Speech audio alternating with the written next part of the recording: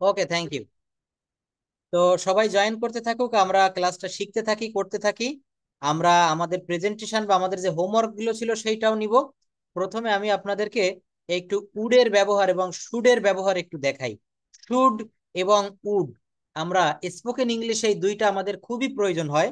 কথা বলতে গেলে এই দুইটা জায়গায় আমরা প্রায় আটকে যাই। এই জায়গাগুলো আমরা একটু দেখবো। ইউজ অফ উড, স্ক্রিনটা সবাই দেখতে পাচ্ছেন প্লিজ? ওকে, উডের ব্যবহার দেখেন। আমরা একটু পরেই আমাদের যে হোমওয়ার্ক ছিল সেই জায়গায় যাব, তো আমরা এই উডের ব্যবহারটা দেখি। কথা বলতে গেলে ইংলিশে উডের কতটা গুরুত্বপূর্ণ ব্যবহার। উড হচ্ছে মূলত একটি মডাল অক্সিলারি ভার্ব, মনে রাখবেন। সাধারণত এই ভার্বগুলো মনের বিভিন্ন ভাব প্রকাশের জন্য ব্যবহৃত হয়। সে কারণেই এই ভার্বগুলো বাক্যে বিভিন্নভাবে বসে বিভিন্ন ধরনের অর্থ দিয়ে থাকে। বিভিন্নভাবে বসে একই উড বিভিন্ন অর্থ দেয়, মনে রাখবেন কথাগুলা।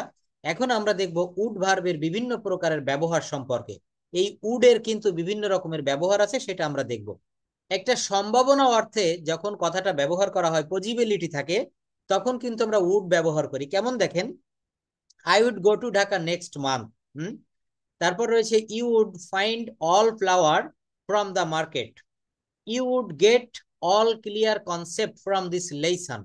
অর্থাৎ এখানে উড অর্থ সম্ভাবনা অর্থে। এই যে বাক্যটা ইউ উড গেট, তুমি পাবে বা আপনি পাবেন, অল ক্লিয়ার কনসেপ্ট, সকল স্পষ্ট ধারণা, কনসেপ্ট মানে হচ্ছে ধারণা, ফ্রম দিস লেসন, এই লেসন থেকে।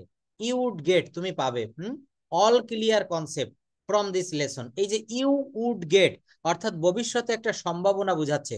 I would go to Dhaka next month, এই লাইনটার অর্থ কি, কে বলবেন? I would go to Dhaka next month. আগামী মাসে আমার ঢাকা যাওয়ার সম্ভাবনা আছে। হ্যাঁ, সম্ভাবনা আছে। সম্ভাবনা আছে। সম্ভাবনা আছে বা কথা আছে বা আমি যাব, এখানে কিন্তু একটা ভবিষ্যৎ ভাব প্রকাশ করছে। আগামী মাসে আমি ঢাকায় যেতে পারি, আমার সম্ভাবনা রয়েছে, আমি যাব বা আমার যাওয়ার সম্ভাবনা রয়েছে। তো এই সব ক্ষেত্রে যেখানে সম্ভাবনা রয়েছে আমরা উড ব্যবহার করব। ছোট্ট একটা ক্লাস আমরা ধৈর্য ধরে দেখব উড কোন কোন জায়গায় বসে। তো প্রথমে আমরা জানলাম যখন পসিবিলিটি থাকে উই ক্যান ইউজ উড, আমরা উড ব্যবহার করতে পারি।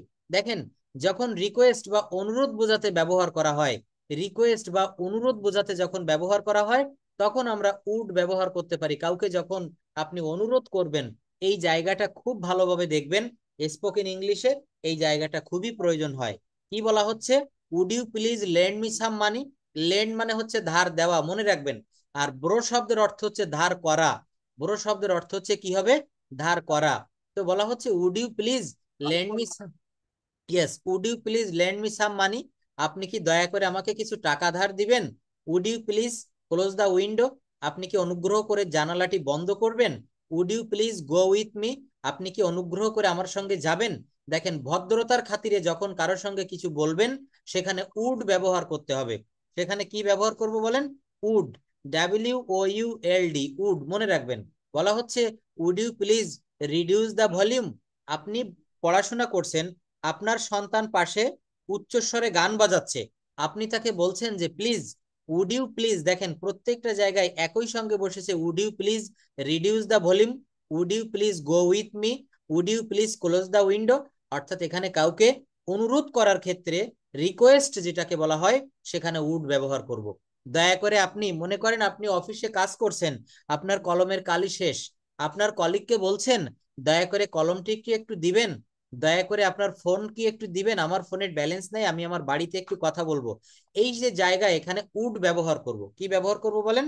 Would. Would you please lend me your mobile phone, would you please help me, would you please tell me your name, would you please reduce the volume.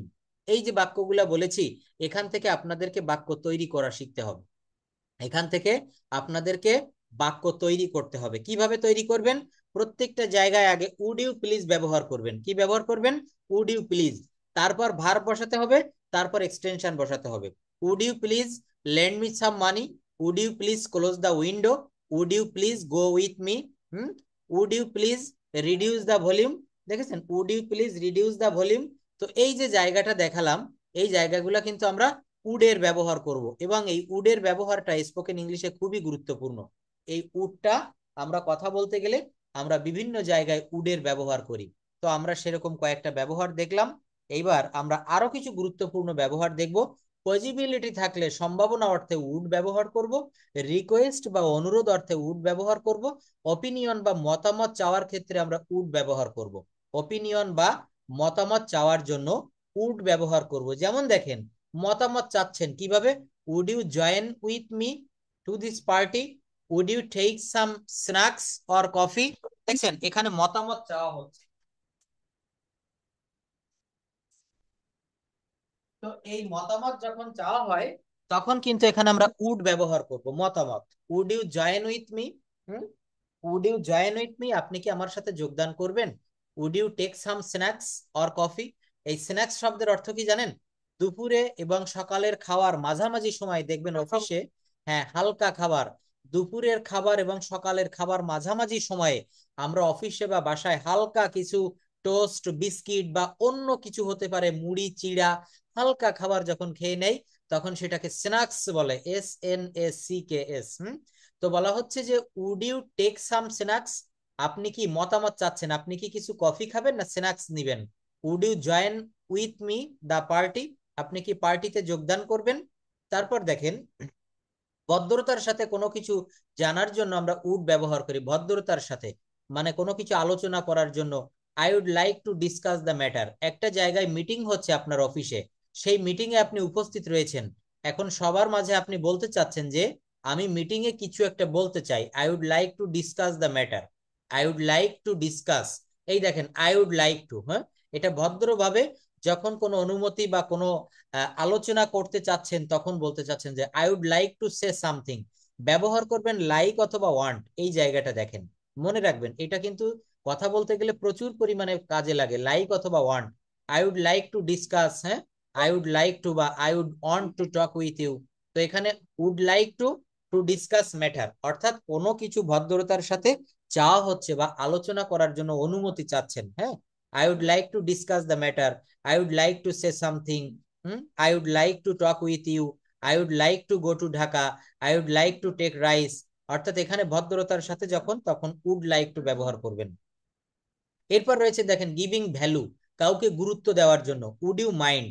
এইখানে দুইটা structure রয়েছে, কয়টা structure রয়েছে, দুইটা স্ট্রাকচার। উড ইউ মাইন্ড, এরপরে if ব্যবহার করব এবং পরবর্তী বাক্যটা পাস্ট, মানে সিম্পল পাস্ট হইতে পারে, সিম্পল প্রেজেন্ট হইতে পারে। দুইটা নিয়ম, একটা হচ্ছে উড ইউ মাইন্ড এর পরে ইফ বসবে, আরেকটা হচ্ছে উড ইউ মাইন্ড এর পরে ভার্ব ফোর। এই ভার্ব ফোরটা আপনাদের মনে আছে তো, এই ভার্ব ফোরটা কি বলেন তো, ভার্ব ফোর কে বলতে পারবেন, anyone can say. Verb four হচ্ছে কি, যেমন, হ্যাঁ এটা হচ্ছে ভার্বের পর হ্যাঁ ভার্বের পর আইএনজি, আর থার্ড পারসন ফর্ম কে বলা হচ্ছে ভার্ব ফাইভ। যেমন he eats rice, he eats rice, এটা আমি একটু লিখে দেখাই দেই তাহলে বেশি ভালো হবে। যেমন এখানে যদি আমি লিখি ই এ টি, ইট, সরি এটা তো বাংলা আসছে, এই জায়গাটাতে লিখি ইট, ই এ টি, ইট মানে খাওয়া, এর পাস্ট ফর্ম হবে এ টি ই, এট মানে খেয়েছিল, আর এর ভি থ্রি হবে ইটেন, ই এ টি ই এন, ইট এট ইটেন।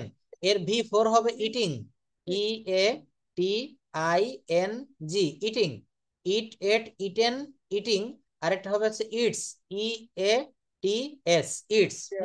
এই যে দেখেন আমি একটু বড় করে দেই, এইটা কিন্তু প্রত্যেকটা ফর্ম গুলো আমাদেরকে মনে রাখতে হবে। এই যে পাঁচটা ফর্মের কথা বলেছিলাম, এখানে ইট মানে খাওয়া, ভি অন ফর্ম, এট অর্থ খেয়েছিলাম বা খেয়েছিল, এটা হচ্ছে V to form, R eaten অর্থ খাইয়াছে বা খেয়েছে, কি হবে বলেন, এটার বাংলা আমরা অনেকেই জানি না, খেয়েছে বা খাইয়াছে।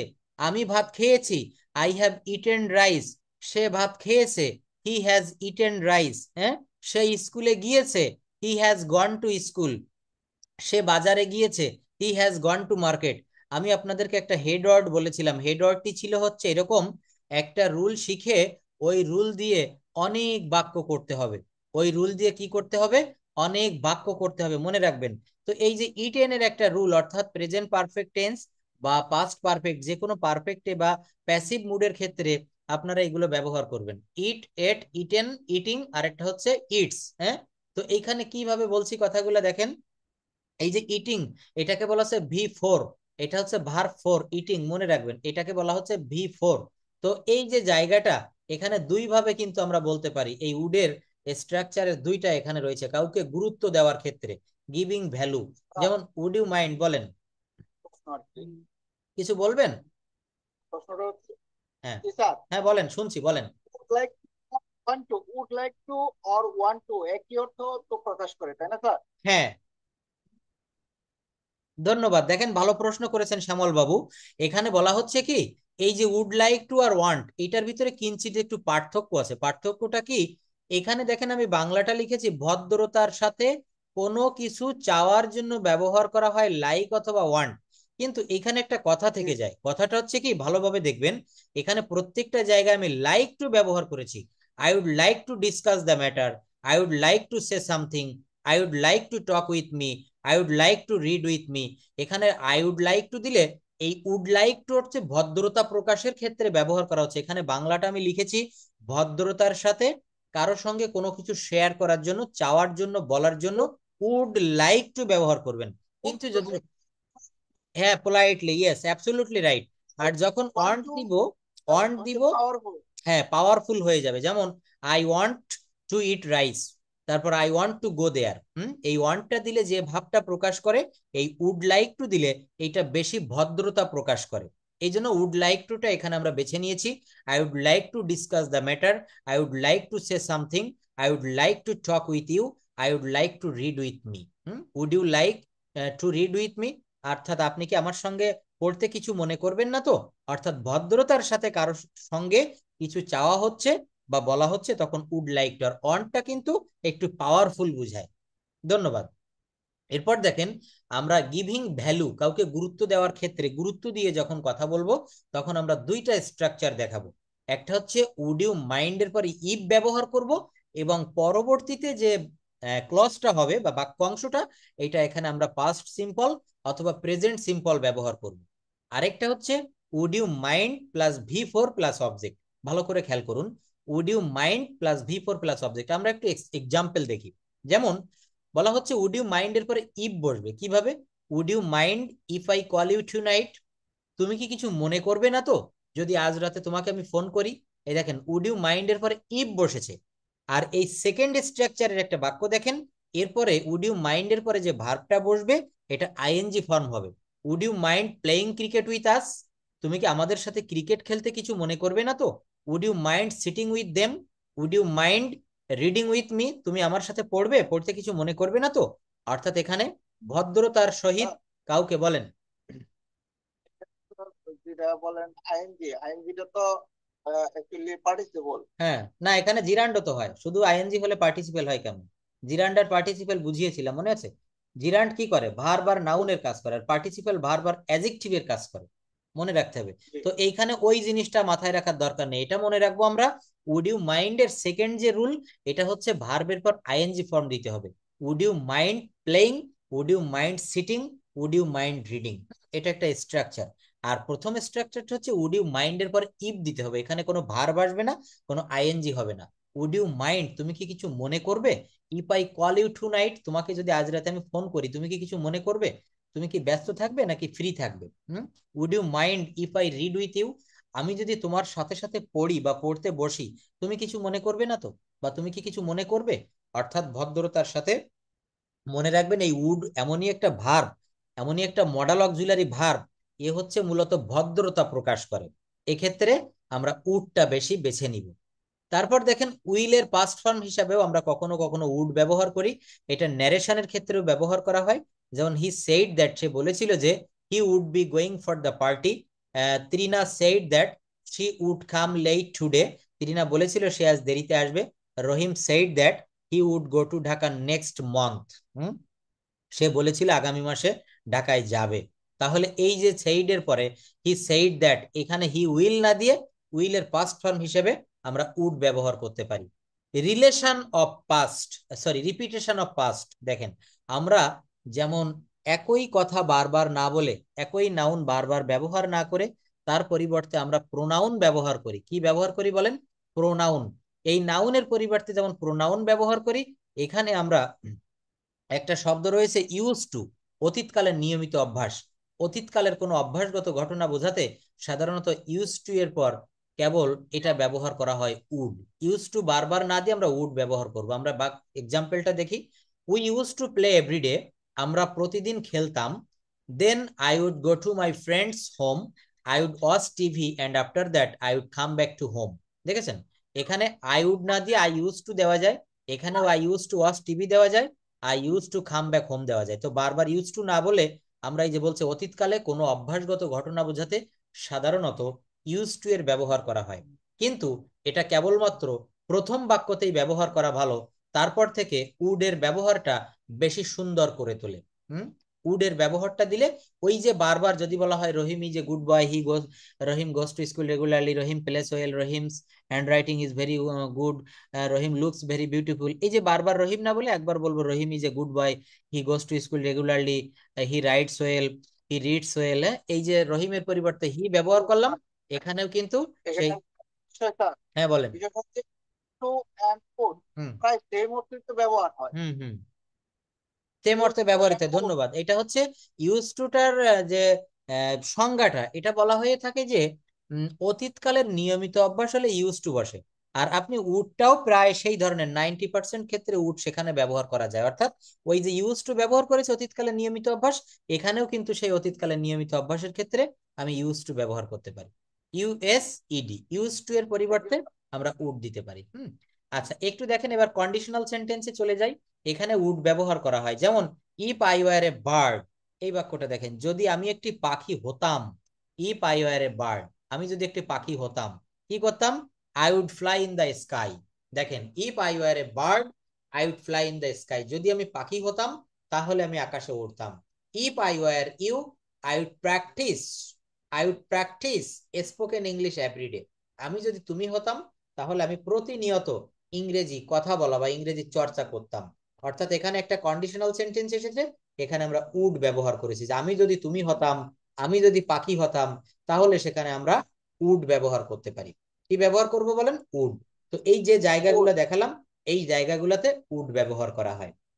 মিতা আপা ক্লাসে রয়েছেন, শুনতে পারছেন? Please let me know that. Yes ভাইয়া। ওকে, থ্যাংক ইউ। তাহলে এখন আমরা আমাদের কাজে চলে যাব। আমরা ছোট্ট একটা টপিকস আজকে দেখলাম 19 মিনিটের ভিতরে। এটা উডের একটা ব্যবহার। হ্যাঁ, ভদ্রভাবে কথা বলতে গেলে যারা লেটে জয়েন করেছেন একটু দেখে নেবেন, এই উডের ব্যবহারটা খুব বেশি গুরুত্বপূর্ণ। Would you mind, would you please, হ্যাঁ, would you mind join with me, would you take some snacks, তারপর would you please tell me your name. আপনার সাথে অপরিচিত একটা লোকের দেখা হয়েছে, আপনি তাকে বলছেন, কি বলছেন? বলছেন দয়া করে আপনার নামটা কি আমাকে একটু বলবেন? কি বলতে হবে? Would you please tell me your name, would you please lend me some money, আমাকে কিছু টাকা ধার দিবেন দয়া করে। Would you please reduce the volume. আপনি একটা কাজ করছেন, সেখানে হঠাৎ করে একজন কি করছে, সে কিন্তু অনেক সাউন্ড দিয়ে গান শুনছে বা কোনো বক্স বাজাচ্ছে, আপনি তাকে বলছেন যে সাউন্ডটাকে একটু কমিয়ে দেওয়া যাবে। এই ক্ষেত্রে কিভাবে বলবেন বাক্যটা? Would you please reduce the volume, would you please reduce the volume. যাই হোক, আমরা আমাদের সেন্টেন্স ট্রান্সলেশন দুইটা করব, এগুলা করব এবং সেই প্যাসেজ ট্রান্সলেশন গুলো করব, বাংলা প্যাসেজ থেকে ইংলিশে করব। তো আজকে আমরা ডে কত করব, 8, 9 or 10? Please help me. 10-11 sir. 10, 11, ধন্যবাদ নুরি। 10, 11, ওকে। দেখেন, কথা বলা কিন্তু চর্চা করতে হবে, কথা বলতে বলতে একটা ফ্লো চলে আসবে। আপনি যদি কথা না বলেন, ম্যাথমেটিক্স, আপনি অঙ্ক স্যারের কাছে অঙ্ক করতে গেছেন, একটা কথা না বলেও কিন্তু আপনি 1 ঘন্টা কাটিয়ে দিতে পারবেন। স্যার যা দেখাই দিল সেইটা পড়ে আপনি বাসায় চলে আসছেন, আপনি নিজে নিজে সেই রুলগুলো থেকে অঙ্ক করছেন। কিন্তু ইংলিশ ল্যাঙ্গুয়েজটা বা যে কোনো ল্যাঙ্গুয়েজ, এটা এমন একটা বিষয়, না বলে কখনো শেখা যায় না। হিন্দি ভাষা শিখতে চাইবেন, রুশ ভাষা শিখতে চাইবেন, চীনের ম্যান্দারিন ভাষা শিখতে চাইবেন, সেখানে অবশ্যই আপনাকে ভাষাটা মুখে বলতে হবে। তো সবাই আমরা এখানে পার্টিসিপেট করব। আমরা যারা রয়েছি প্রত্যেকে এখন পর্যাপ্ত সময় পাবো এখন, ঠিক আছে? তো প্রথমে কে বলবেন? উইলিংলি একটু বলতে হবে। হ্যাঁ বলেন। স্যার, মান্দারিন ভাষায় নাকি সবচেয়ে বেশি লোক কথা বলে, এটা কি স্যার সত্যি? অবশ্যই সুন্দর একটা প্রশ্ন করেছেন, অনেক ভালো প্রশ্ন, এটা একটা ইনফরমেশন, এটা আমি জানি, এটা আমি কারেন্ট অ্যাফেয়ার্সে পড়েছিলাম এবং বাস্তবেও তাই। অর্থাৎ আচ্ছা। বিষয়টা ভালোভাবে শুনবেন, সবাই শুনবেন, খুব ভালো একটা প্রশ্ন করেছে, একটা ভালো তথ্য দিচ্ছি। যেমন আমরা বাংলাদেশে বাঙালি রয়েছি, বাংলাদেশে এখন জনসংখ্যা ধরলাম আমি 18 কোটি। এই 18 কোটি লোকের মুখের ভাষা হচ্ছে, ফার্স্ট ল্যাঙ্গুয়েজ হচ্ছে বাংলা, আমাদের মাতৃভাষা বাংলা। তো ভারতবর্ষে মনে করেন প্রায় 140 কোটি লোক, এর ভিতরে পশ্চিমবঙ্গে প্রায় 12-13 কোটি লোক বাংলায় কথা বলে। তো আমরা 18 কোটি আর ওরা 12-13 কোটি। আর বাংলাদেশিরা পৃথিবীর বিভিন্ন দেশে বা মনে করেন নেপাল, ভুটান, পাকিস্তানেও কিছু লোক বাংলায় কথা বলে, অল্প কিছু, সীমিত। তো সব মিলায় সারা পৃথিবীতে বাঙালি যারা রয়েছে সবাই কিন্তু বাংলায় বলে না। ভারতবর্ষের অধিকাংশ ভারতীয়রা হিন্দি, ইংলিশ, ভারতে অনেকগুলা ভাষা রয়েছে, মারাঠি, গুজরাটি। তো এখানে বাংলা ভাষাটা ব্যবহার করে টোটাল প্রায় 30 কোটির মতো। এটা আমরা 9-10-এর বাংলা ব্যাকরণ বইতে পেয়েছিলাম। আর ইংরেজি ভাষাটা আমরা মনে করি কি ইংরেজি ভাষা শিখতেছে এটা মনে হয় সব থেকে পাওয়ারফুল, বা এই ভাষায় সবাই কথা বলে। পাওয়ারফুল ল্যাঙ্গুয়েজ এটা ঠিক আছে, সারা বিশ্বে ইংরেজি চলে। সারা বিশ্বে জাতিসংঘের 5টি অফিসিয়াল ভাষা, তার প্রথম নম্বরে রয়েছে হচ্ছে ইংলিশ। এখন আমেরিকাতে জনগণ রয়েছে 26 কোটি। আচ্ছা, ইউকেতে রয়েছে 13 কোটি, কানাডাতে রয়েছে 7 কোটি, অস্ট্রেলিয়াতে রয়েছে 3 কোটি। তো এইভাবে যোগ করে দেখা গেল যে 80 কোটি লোক কিন্তু ইংলিশে কথা বলেন। 80 কোটি। কিন্তু একটা মজার ব্যাপার হচ্ছে ভারতবর্ষ কিন্তু এখন চীনকে টপকে উপরে চলে গেছে। আগে বলা হতো গণচীন, আর এখন বলা হচ্ছে গণ ইন্ডিয়া। অর্থাৎ এটা ম্যাস বলা হয়, অর্থাৎ যেখানে জনসংখ্যাটা বেশি থাকে সেই দেশের আগে গণ, মানে জনগণ, এটা জুড়ে দেওয়া হয়। তো ভারতবর্ষে বিভিন্ন ভাষায় বিভিন্ন লোকে কথা বলে, কিন্তু চায়নাতে ইদানিং ভারতের থেকে 2 কোটি লোক কম। ভারতে 140, চায়না 138, লেটেস্ট নিউজে। তো 138 কোটি লোকের 138 কোটি ওই চায়না ভাষা, যেটাকে ম্যান্দারিন বলে, এই ভাষাতে কথা বলে। অর্থাৎ 138 কোটি লোক ইংলিশেও কিন্তু কথা বলে না। 138 কোটি লোক একত্রে পৃথিবীর অন্য কোনো একক ভাষা ব্যবহার করে না। এই জন্য এটা একটা মানে মজার ব্যাপার। আমরা সবাই মনে করি যে ইংরেজি মনে হয় সারা বিশ্বে চলে, তাহলে ইংরেজিতে সব থেকে সংখ্যায় বেশি লোকে কথা বলে। নো, সব থেকে বেশি। এটাই এটাই জানতাম যে সবচেয়ে বেশি লোকে কথা বলে ইংরেজি এটা ভাষা। আমিও জানতাম, কিন্তু এই হ্যাঁ, ইনফরমেশনটা যখন আমি পেলাম তখন আমিও মানে স্তম্ভিত হয়ে গেলাম যে আসলে বলে কি। কিন্তু এটা রাইট। এবং দেখবেন ওই যে আমাদের দেশে যে মোবাইল বা বিভিন্ন রকমের ডিভাইস গুলো আসে, যে ইলেকট্রনিক্স, এইগুলার প্যাকেটের গায়ে বা ওইগুলা যখন একেবারে ঠিক খোদ চায়না থেকে ওইটা মেড ইন চায়না হয়ে চলে আসে, অ্যাসেম্বলড ইন চায়না, ওইগুলার গায়ে দেখবেন ওই প্যাকেটের গায়ে চায়না ভাষায় লেখা থাকে, ওই ভাষাটা হচ্ছে ম্যান্দারিন ভাষা। এবং ওই যে এক একটি অক্ষর দেখবেন ওই যে মানে অনেক পেঁচানো থাকে, আমরা ভালো বুঝি না বাঙালিরা, যারা পড়ে, যারা চায়নায় থাকে ওরা জানে। তো এই এক একটা অক্ষর কিন্তু আমাদের এক একটা লাইনের সমান। আমরা এক লাইন লিখে যা বোঝাই, বা একটা প্যারা 4-5টা লাইন লিখে আমরা যা বোঝাই, ওদের ওই একটা অক্ষরের মাধ্যমে কিন্তু তার থেকে বেশি কিছু বোঝায়। ওদের অক্ষরের সংখ্যা কম। হুম। তো যাই হোক, খুব ভালো একটা নিউজ কিন্তু এটা, যে চীনের ম্যান্দারিন ভাষায় ওই দেশের অর্থাৎ সকল চায়নারা ওই ম্যান্দারিন ভাষা ব্যবহার করে। এবং আরো একটা তথ্য জেনে রাখবেন, চায়নারা কিন্তু যেমন আমরা যে গুগল ব্যবহার করি, আমেরিকার তৈরি গুগল, তারপরে ইউটিউব, তারপর রয়েছে হচ্ছে আপনার ওই যে ফেসবুক, তারপর একটা রয়েছে টুইটার, এইগুলা কিন্তু আমরা আমেরিকাদেরকে ফলো করি, ওদেরটা ইউজ করি। কিন্তু চায়নাদের নিজস্ব গুগল রয়েছে, ওদের নিজস্ব ফেসবুক ওয়েবসাইট, ওদের নিজস্ব ইউটিউব রয়েছে, ওরা কিন্তু বাইরের দেশের ব্যবহার করে না। এবং ওদের দেশের আমাদের যেমন ইন্টারনেট স্পিডটা খুবই মানে কম, আমরা এই ডিজিটাল যুগে বসবাস করে, গ্লোবালাইজেশনের যুগে আমাদের দেশে ইন্টারনেট স্পিড শহরে পায় 12-13 বা 20-25 Mbps, গ্রামে আরো কম। কিন্তু চায়নাতে ওদের সেকেন্ডে পায় হচ্ছে 150-200 Mbps। মানে একটা বড় মুভি ডাউনলোড করতে ইউটিউব থেকে আমাদের যেমন 2-4-5 মিনিট লেগে যায়, ওদের ক্লিক করতে দেরি হয় কিন্তু ডাউনলোড হতে দেরি হয় না। অনেক অনেক আমাদের অনেক ফ্রেন্ড সার্কেলে বা অনেক রিলেটিভরা চায়নায় থাকে, আর এখন তো ইউটিউবে সার্চ দিলে এগুলো জানা যায়। এগুলো দেখবেন যে পৃথিবীর সব থেকে বেশি ইন্টারনেট স্পিড কোন দেশে। যাই হোক, অনেক ভালো কিছু তথ্য আমরা জানলাম। এখন আমরা ডে 10 চলে আসি, 10 এবং 11। ইনফরমেশন। ওকে। আমি এটা জানতাম না যে ম্যান্দারিন ভাষায় বেশি লোকে কথা বলে, কিন্তু পরবর্তীতে আমি ইনফরমেশনটা জানলাম এবং এটাই সত্য। আচ্ছা দেখেন, আমি কাজটি করছিলাম না, তোমরা অঙ্কটি করছিলে না। ডে 10 থেকে আমরা শুরু করি। প্রথমে কে বলবেন? মেয়েদের ভিতরে কেউ স্যার আমি একটু বলি। মেয়েদের, আমি বললাম স্যার। লেডিস ফার্স্ট একটু স্যার আমি দেই। বলবো। বলেন, আচ্ছা বলেন বলেন, শ্যামল বাবু বলেন। বলেন, শুরু করেন, আমি স্টার্ট কাজটি নাও। করছিলাম না। হুম। I আচ্ছা, আমরা একটা wasn't নতুন doing the পদ্ধতি, work. প্লিজ ওয়েট, আমরা একটা নতুন পদ্ধতি আজকে একটু অ্যাপ্লাই করব। নতুন বলতে কি, আপনি যে বাক্যটা বলছেন আমি কাজটি করছিলাম না, তো আপনি বাংলা বাক্যটার সঙ্গে সঙ্গে এই বাক্যটা কোন টেন্সে আছে, আপনি কোন টেন্সে বলতে চাচ্ছেন, টেন্সটাও একটু বলতে হবে। হ্যাঁ, যে স্যার আমি কাজটি করছিলাম না, এইটা পাস্ট কন্টিনিউয়াস টেন্সের নেগেটিভ, এইটা বলে এইবার বাক্যটা বলবেন, তাহলে সবার পক্ষে সুবিধা হবে। Start now. হুম। করছিলাম না, হুম কন্টিনিউয়াস নেগেটিভ। ইয়েস, এবার বলেন I was wasn't, not. Hmm after that next. তোমরা করছিলে না, hmm past continuous negative. Hmm You aren't doing the sum. Yes, you weren't, were not কে শর্ট ফর্মে ওয়ারেন্ট। হ্যাঁ, সে চা পান করছিল না। সে চা পান করছিল না, হুম continuous negative. হ্যাঁ He wasn't taking tea. হুম, অথবা ড্রিঙ্কিং টি দিলে হয়, টেকিং দিলে হয়, নো প্রবলেম। তারপর তাহারা মাঠে Taking tea খেলছিল ছিল না। না। হুম বলেন, ঠিক আছে, অবশ্যই হবে টেকিং টি বা ড্রিঙ্কিং টি, এখানে টেক মানে পান করা, খাওয়া, লওয়া, ঠিক আছে। তারপর তারা মাঠে খেলছিল না, past continuous negative. Hmm They weren't playing in the field. হুম আমি রোদে দৌড়াচ্ছিলাম না, হুম present continuous negative. না না, past continuous negative. Sorry, past continuous negative. Hmm I wasn't running in the sunshine. Hmm 6 number, আমরা কি তোমার জন্য অপেক্ষা করছিলাম না, hmm past continuous negative interrogative. হুম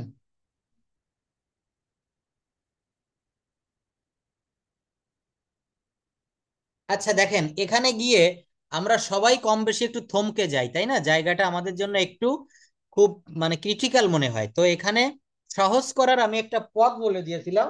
পথটা হচ্ছে কি, 1 মিনিট একটু শুনবো আমরা। বলছে 1 মিনিট। আমরা কি তোমার জন্য অপেক্ষা করছিলাম না, এই যে বাক্যটা, এই বাক্যটা আমরা অতি সহজে বাক্যটা করতে পারি। কিভাবে পারি দেখেন, এইটা আমরা অ্যাফার্মেটিভে সাজাবো কিভাবে, আমরা তোমার জন্য অপেক্ষা করছিলাম। হ্যাঁ, আমরা অ্যাফার্মেটিভে সাজাবো, অর্থাৎ আমরা তোমার জন্য অপেক্ষা করছিলাম, we were waiting for you, we were waiting for you.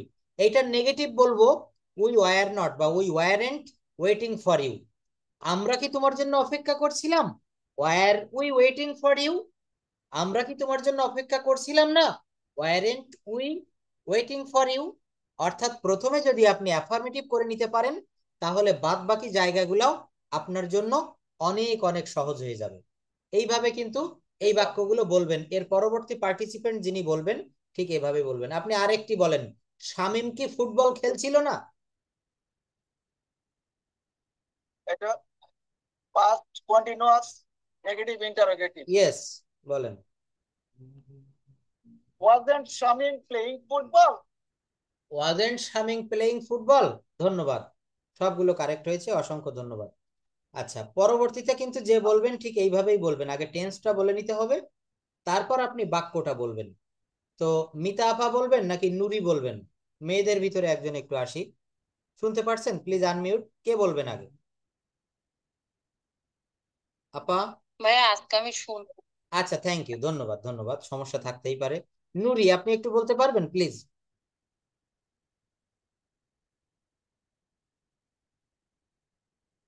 বলছি স্যার। আচ্ছা, থ্যাংক ইউ। আচ্ছা, এখান থেকে বলবেন, সে স্ত্রী বা স্ত্রী বলার দরকার নেই, সে কি গান করছিল না, বাক্যটা কোন টেন্স, এর বাক্য রচনাটা কি হবে? ওকে। করছিল না, ফার্স্ট ইন্ডিপেন্ডেন্ট স্যার না ফার্স্ট। হ্যাঁ দেখেন, এটা এই যে একটু আগে আপনার আগে যিনি বলে গেল, খুব ভালোভাবে বলেছে, আপনাকেও বলতে হবে। দেখেন আমি ফার্স্ট একটু, কন্টিনিউয়াস স্যার, না শুধু পাস্ট কন্টিনিউয়াস বললে হবে না, আপনি পাস্ট কন্টিনিউয়াস এতটুকু ঠিক বলেছেন। Negative sir. হ্যাঁ, এইবার পুরাটা ঠিক বলেছেন, পাস্ট কন্টিনিউয়াস টেন্সের নেগেটিভ। সে কি গান করছিল না, প্রথমত করছিল বললে পাস্ট কন্টিনিউয়াস টেন্স, এবং এখানে আরো একটা বাংলা শব্দ রয়েছে না, সে কি গান করছিল না, পাস্ট কন্টিনিউয়াস টেন্সের নেগেটিভ। হ্যাঁ, সে কি, সরি, সে কি গান, কিন্তু এটা আরো একটু ভুল হয়ে গেল, পাস্ট কন্টিনিউয়াস টেন্সের নেগেটিভ ইন্টারোগেটিভ। এইটা কিভাবে হতো নেগেটিভ, সে গান করছিল না, সে গান করছিল না এইটা বললে নেগেটিভ হইতো, কিন্তু সে কি গান করছিল না, ফার্স্ট কন্টিনিউয়াস টেন্সের নেগেটিভ ইন্টারোগেটিভ। তো এই বাক্য কিভাবে করতে হয়, আমি 1 মিনিট আগে একটা সহজ পদ্ধতি দেখিয়ে দিয়েছি, সেইভাবে বলেন তো কি হবে। সে কি, এখানে সে ব্যবহার করতে হবে যেহেতু ব্র্যাকেটে স্ত্রী দেওয়া রয়েছে। সে কি গান করছিল না, She was not, she was not singing a song. না একটু ভুল হয়ে গেল, she was not singing a song, এটা Was পাস্ট she, আমি সহজ সূত্র তার কি দেখিয়ে হবে? দিয়েছি, সূত্রটা মনে নাই। রাজু ভাইয়া বলতে পারবেন এটা সঠিক কি হবে? নাম্বার 8 বলেন। স্যার এটা কি আমি অ্যাফার্মেটিভে করবো স্যার? এটা আপনি চারটাই বলেন, affirmative, negative, interrogative, negative interrogative, তাহলে আমাদের সবার জন্য অনেক সুবিধা হবে। চারটা বাক্যই বলেন এই 8 নাম্বার দিয়ে। She, she was singing a song. ওকে, তারপর? She wasn't singing a song. Was he singing? Was she singing a song? Wasn't she sing a song? না, এখানে আইএনজি দিতে হবে প্রত্যেক জায়গায়, যেহেতু continuous singing. Sir, yes, singing দিলে singing সবকিছু song. ঠিক থাকছে। হ্যাঁ, তাহলে আমরা সবাই আরেকবার একটু শুনি। সে গান করছিল, she was singing a song. সে গান করছিল না, she was not singing a song. এই কথাটা আমি প্রত্যেকটা ক্লাসে প্রত্যেক মিনিটে বলি। সেটা হচ্ছে কি, এই যে এখানে একটা অক্সিলারি ভার্ব রয়েছে, ভার্বটা কেমন? সে একটা গান করছিল, আমি একটু লিখে দেখাই, এর পাশেই লিখি সবার সুবিধা হবে। অর্থাৎ সে একটা গান করছিল, S H E, she, W A S, she was, S I N G I N G, she was singing a, S O N G. হ্যাঁ বলেন, বলেন। আচ্ছা। He was singing a song. Hmm. He wasn't singing a song. হ্যাঁ। He wasn't singing a song. Wasn't singing a song. হ্যাঁ, ধন্যবাদ। দেখেন আমি এই জায়গাটাতে আসছি। হ্যাঁ, এই যে জায়গাটা Wasn't লিখলাম, একটু দেখেন, আপনার সব প্রশ্নের উত্তর পেয়ে যাবেন। She was singing a song, এই বাক্যটা হচ্ছে পাস্ট টেন্স এবং পাস্ট কন্টিনিউয়াস টেন্সের একটা অ্যাফার্মেটিভ বাক্য, হ্যাঁ বোধক। এইবার এই হ্যাঁ বোধক বাক্যকে, Yes. হ্যাঁ বোধক বাক্যকে নেগেটিভ করতে পারবেন পৃথিবীর সব বাক্যকে এই সূত্র দিয়ে। সূত্রটা হচ্ছে কি, এই যে পাস্ট কন্টিনিউয়াস টেন্সের এই বাক্যে সব সময় মনে রাখবেন, পাস্ট কন্টিনিউয়াস টেন্সের বাক্যে দুইটা ভার্ব থাকে, একটা হচ্ছে অক্সিলারি ভার্ব, আরেকটা হচ্ছে মেইন ভার্ব। এখানেও কিন্তু তার ব্যত্যয় ঘটেনি, এখানে দুইটা ভার্ব, অজ একটি ভার্ব, আর যেহেতু বাক্যটা কন্টিনিউয়াস, চলমান, এই জন্য কন্টিনিউয়াস মানেই ভার্বের পর আইএনজি হয়, সে প্রেজেন্ট কন্টিনিউয়াস টেন্স হোক, পাস্ট কন্টিনিউয়াস হোক, আর ফিউচার কন্টিনিউয়াস হোক। তাহলে কি হলো, she was singing a song, দুইটা ভার্ব পেয়েছি পাশাপাশি। এই অসটাকে বলা হচ্ছে অক্সিলারি বা সাহায্যকারী ক্রিয়া, আর এই সিঙ্গিংটাকে বলা হচ্ছে মেইন ভার্ব বা প্রধান ক্রিয়া। সারা জীবন আমরা মনে রাখবো এই ধরনের বাক্য, কন্টিনিউয়াস টেন্সের বাক্য, এই বাক্যকে যদি নেগেটিভ করতে বলে, তখন এই অজের পরে, এই অজের পরে এখানে শুধুমাত্র একটি এন ও টি, নট, এই নট বসিয়ে দিলে বাক্যটা নেগেটিভ হয়ে যায়। পৃথিবীতে যত পাস্ট কন্টিনিউয়াস টেন্সের বাক্য আছে এই নিয়মে নেগেটিভ করব। এই জায়গাটা আমরা অনেকেই কিন্তু বলতে গিয়ে মনে থাকি। বলেন। প্রশ্নটা হচ্ছে পাস্ট কন্টিনিউয়াস ছাড়া হুম। যেমন সেমি মডেল আছে, মডেল আছে, হুম। তারপরে হ্যাভ ভার্ব আছে, হুম। ওগুলার সাথেও যদি আমি মানে নট ব্যবহার করি তাহলে তো হচ্ছে। অবশ্যই হচ্ছে, কিন্তু আমি এই জায়গাটা ওই বিষয়টা টেনে আনলাম না কেন, ওইটা দিলে বুঝতে একটু কঠিন হয়ে যায়। আপনি যেটা বলেছেন ওটাও আমি একটা বাক্য লিখি, দেখেন বাস্তবে লিখে দেখালে বেশি ভালো হয়। যেমন যদি বলি I can do the work, do, T H C, the work, W O R K, কি লিখলাম? I can do the work, এর অর্থ কি? আমি কাজটি করতে পারি। আচ্ছা, এই বাক্যটা আপনি যে কথাটা বললেন সেই বাক্যেরই কথাটারই ব্যাখ্যা দিচ্ছি। এখানে বলেছেন যে মডাল, সেমি মডাল, বা যদি হ্যাভ হ্যাজ যুক্ত কোনো বাক্য থাকে, তাহলেও তো সেই ভার্বের পরে নট দিয়ে নেগেটিভ করা যায়। একদমই ঠিক বলেছেন। যেমন I can do the work, আমি কাজটি করতে পারি। আর এই বাক্যটা যখন নেগেটিভ করবেন, এই বাক্যটা যখন নেগেটিভ করবেন, আমি কাজটি করতে পারি না, আমি কাজটি করতে পারি না, তখন এই ক্যানের পরে ছোট্ট করে not, I can not do the work. Hmm. অর্থাৎ বলা হয়ে থাকে শুধু এই কন্টিনিউয়াস টেন্সের, অর্থাৎ আমি এক বাক্যে আপনাদের একটা ভালো সলিউশন দিই। সলিউশনটা হচ্ছে কি, এই যে অজ, প্রথম বাক্যে খেয়াল করেন, এখানে অসটি হচ্ছে অক্সিলারি ভার্ব, এখানে ক্যানও কিন্তু অক্সিলারি ভার্ব। তো এই অসটাকে বলা হচ্ছে হচ্ছে প্রাইমারি অক্সিলারি ভার্ব, আর এই ক্যানটাকে বলা হচ্ছে মডাল অক্সিলারি ভার্ব। এই জন্য এই যে কোনো অক্সিলারি ভার্ব যদি কোনো বাক্যে থাকে, তাহলে ওই অক্সিলারি ভার্বের পরে নট যোগ করে, অক্সিলারি ভার্বের পরে নট যোগ করে আপনাকে বাক্যটা নেগেটিভ করতে হবে। আমার কথাগুলো যদি ভালোভাবে মনে রাখতে পারেন, পরবর্তীতে এই সব জায়গায় আর কখনো কোনো সমস্যা হবে না। কোন জায়গায়? যেখানে অক্সিলারি ভার্ব থাকবে সেখানে নট বসিয়ে নেগেটিভ করব। সে কি গান করছিল না? তাহলে এটা অ্যাফার্মেটিভ করেন। হ্যাঁ বলেন বলেন বলেন। বলেন যখনই যে কথা। হুম। সেটা হচ্ছে বি ভার্বের 8টা রূপ, হুম তাই না? হুম তো বি ভার্বের 8টা রূপ, বি ভার্বের 8টা রূপের মধ্যে হুম আমরা যখন কন্টিনিউয়াসে ব্যবহার করি, হুম যেমন ইজ, হুম হুম তারপরে ওয়াজ, ওয়ার, হুম হি, হুম বিং, হুম ডুইং, হুম হুম ওয়াজ, ওয়ার এবং এম, এই পাঁচ বেলায় এটা কন্টিনিউয়াসে ব্যবহার করলে হয় অক্সিলারি। আর যদি কন্টিনিউয়াস ছাড়া অন্য কোনো সেন্টেন্সে আমি এম ইজার ব্যবহার করি, এম ইজার ওয়াজ ওয়ার ব্যবহার করি, সেগুলা হয় be main verb. Verb, main verb, হ্যাঁ বি ভার্ব, মেইন ভার্ব। হুম তো মেইন ভার্বের সাথে তো আমাদের নট ব্যবহার করা যায় না, তখন স্যার কিভাবে এটা কাজ করবে?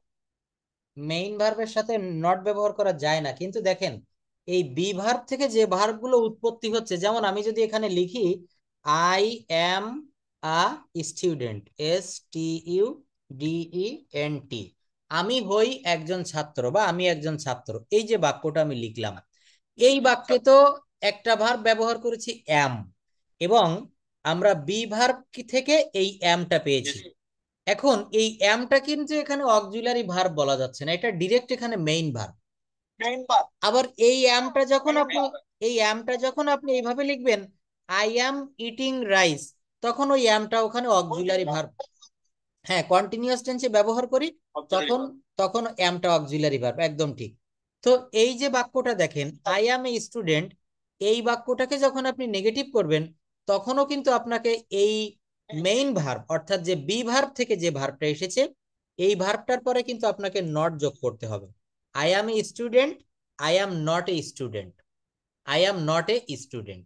কিন্তু হুম হুম কিভাবে করলে কি হবে না স্যার? না না, ওটা নটটা কখনোই আগে দেওয়া যায় না। I am not a student, আমি হই না একজন ছাত্র।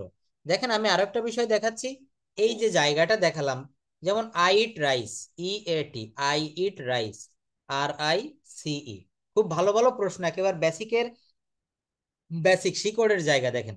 আই ইট রাইস, আমি ভাত খাই, তাই না? এখানে এই যে যেমন করেছি I am not a student, এখানে অনেকে যদি আমরা নিউ লার্নার যারা এইভাবে যদি করি I not eat rice, I সাবজেক্টের পরে এখানে নট দিব, অনেকে এইভাবে বলে ফেলে যখন আমরা নতুন শিখতে যাই, I eat rice, I not eat rice. তো এইটা কিন্তু বাক্যটা হলো না। কেন হলো না? এখানে মেইন ভার্বের সঙ্গে নট যোগ করা যাবে না। বলা হচ্ছে প্রেজেন্ট ইনডেফিনিট টেন্স এবং পাস্ট ইনডেফিনিট টেন্সে বাক্যটাকে নেগেটিভ করতে গেলে ডু নট বা ডাজ নট আসে present in, yes, present indefinite টেন্সের সাবজেক্ট অনুসারে, ইয়েস, প্রেজেন্ট ইনডেফিনিট টেন্সের সাবজেক্ট অনুসারে ডু নট বা ডাজ নট আসে। আর পাস্ট ইনডেফিনিট টেন্সে আসে হচ্ছে একটি মাত্র ডিড নট, হ্যাঁ ডিডেন্ট, ডিড নট। তো অর্থাৎ এইখানে মনে রাখতে হবে মেইন ভার্বের সঙ্গে কখনো নট দেওয়া যায় না।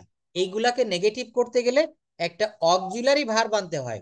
I do not eat rice, হ্যাঁ, এই আই নট ইট রাইস এটা বলা যায় না, এখানে একটা অক্সিলারি ভার্ব, হেল্পিং ভার্ব হিসাবে এখানে ডু আনতে হয়। কিন্তু যখন বি ভার্বের কোনো ভার্ব বা অক্সিলারি ভার্ব হিসাবে এখানে থাকবে, I am a student, I am not a student, I am eating rice, I am not eating rice, he is going to school, he is not going to school. Okay, বলেন। Hmm হুম হুম অবশ্যই। হুম হুম হুম হ্যাঁ অবশ্যই।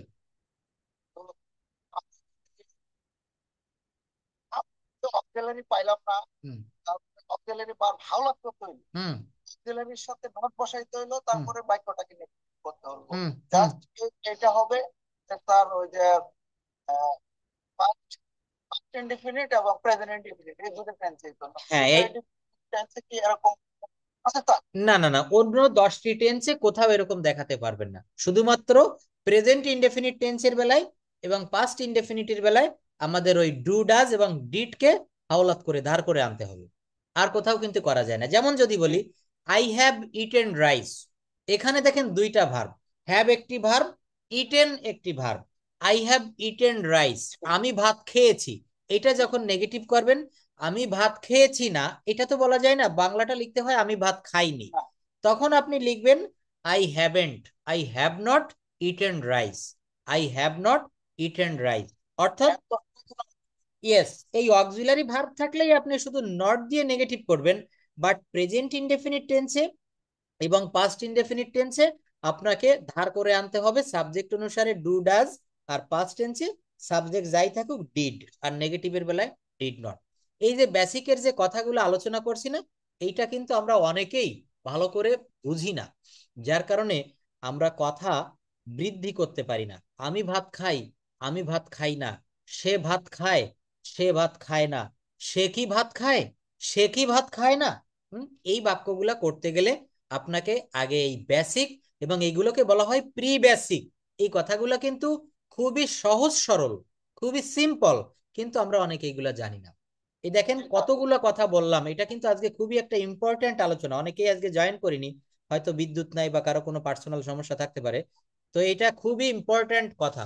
এইভাবে কিন্তু দেখেন, এই যে অনেকে বলে যে স্যার স্পোকেনের জন্য কি কি পড়বো স্যার, দ্রুত কিভাবে কথা বলবো, এটাই তো আপনার শিকড়।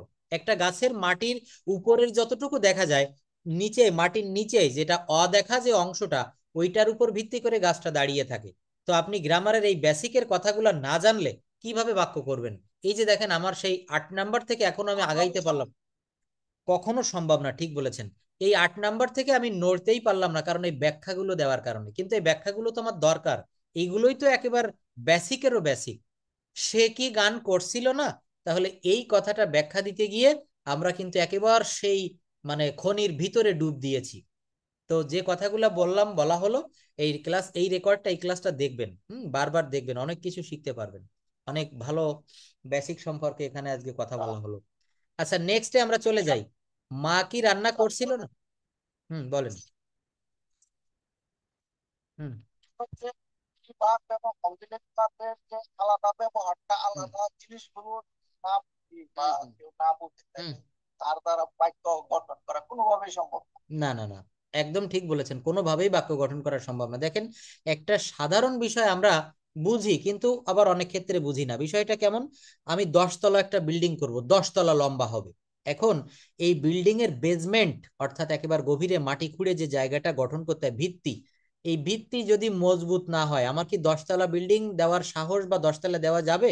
আর যদিও কোনো ক্রমে দিয়ে বসি, তাহলে রানা প্লাজার মতো কিন্তু ধসে যাবে। মনে আছে তো সাভারের ভেঙে সেই, হ্যাঁ, সাভারের রানা প্লাজার কথা 2011 সালে। তো এখানেও বিষয়টা ঠিক তাই। দেখেন, আমি এটা পড়াতে পড়াতে এই অভিজ্ঞতাটা হয়ে যায়। আমি এতটুকু অভিজ্ঞতা সঞ্চয় করেছি যে অনেক রকমের ব্যস্ত পরিচালনা করি, তো আজকে যে কথাগুলো বললাম না, অধিকাংশ স্টুডেন্ট আমরা এই জায়গাটা বুঝি না, এর কারণে কিন্তু আমরা ওই 10 তলার মতো, আমি যখনই অ্যাডভান্স ক্লাস করাই বা যখনই একটু ইয়ের লেভেলের কিছু করাতে যাই, তখনই বলে যে স্যার মাথার উপর দিয়ে যাচ্ছে, কিছু বুঝতেছি না। কিন্তু এই যে শিকড়ের কথা, এই যে বেসিক, এইটা যে বুঝবে, সে অ্যাডভান্স ক্লাস কেন, সে পৃথিবীর সব রকমের ইংরেজিতে লেখা, কথা বলা, শোনা, বলা সব পারবে সে। এই জন্য এই বেসিকটা আগে পাকা করতে হয়। হুম এই কেউ বেসিকের উপর। হুম হুম হুম। বা কেউ কেউ হ্যাঁ হ্যাঁ, ঠিক ঠিক। কিন্তু দেখেন, বি ভার্ব বলুক আর অক্সিলারি ভার্ব বলুক, ওদের উৎপত্তি, ওদের বাবা হচ্ছে মূলত বি ভার্ব, বিই বি। এই জায়গাটা যদি আমি লিখি বিই বি, এর ভিতরে রয়েছে এই বি স্বয়ং নিজে একটা verb, am, is, are. Present টেন্সে এই তিনজন থাকে, পাস্ট টেন্সে থাকে অজ, ওয়ার, আরো দুইটা থাকে, আরো দুইটা থাকে বিন এবং বিং, বি ডাবল এন এবং বিই আইএনজি, বিং। এই দুইটার ব্যবহারও কিন্তু আমি বিশদভাবে দেখিয়েছিলাম, আবার একটা ক্লাসে দেখাবো যে বিন কোথায় হয় আর বিং কোথায় হয়। পেয়েছিবে। প্যাসিভে, হ্যাঁ, যেমন আই অ্যাম ইটিং রাইস, তাহলে হবে rice is being eaten by me, অর্থাৎ এখানে একটা চলমান ভাব, ওই যে আই অ্যাম ইটিং রাইস, আমি ভাত খাচ্ছি, আর ভাত আমার দ্বারা খাওয়া হচ্ছে। বিং মানে এখানে কন্টিনিউয়াস ফর্ম।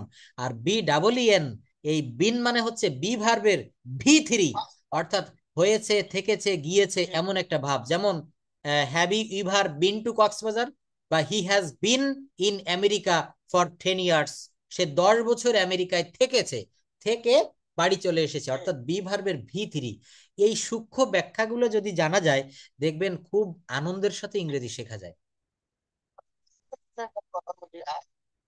সেগুলো জানা অতি জরুরি। অবশ্যই অবশ্যই। না, আপনি যে কটা প্রশ্ন করছেন খুবই ভালো ভালো প্রশ্ন হচ্ছে। হ্যাঁ বলেন, প্রশ্নগুলো খুবই ইম্পর্টেন্ট।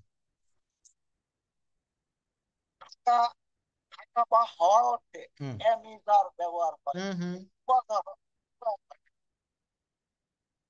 এখানে পাস্ট টেন্সে তো হয়, যেমন I was a teacher, I was A student, I was an engineer, আমি একজন টিচার ছিলাম, আমি একজন শিক্ষক ছিলাম, ওই আমি যার পাস্ট ফর্ম হিসেবে হয়তো।